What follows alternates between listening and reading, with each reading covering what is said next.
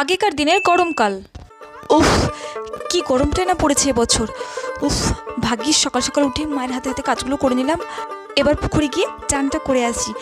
উফ, যাই পাখি আর টুকটুকিকেও ডেকে নেবো সাথে। হ্যাঁ, যেগুলো রেখে আসি।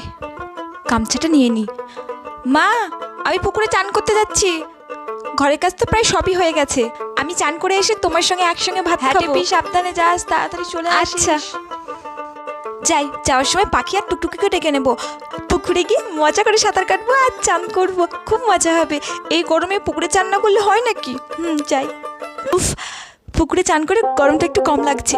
এই গরমে পুকুরে চান না করলে হয় নাকি? বাথরুমে বসে চান করলে তো সেই মজা আসেই না, পুকুরে এসে চান করলে যে মজা আসে। যাই, পাখি আর টুকটুকি তো এতক্ষণে বাড়ি পৌঁছেও গেছে। আমি যাই, মা তো ভাত নিয়ে বসে আছে আমার জন্য। যাই।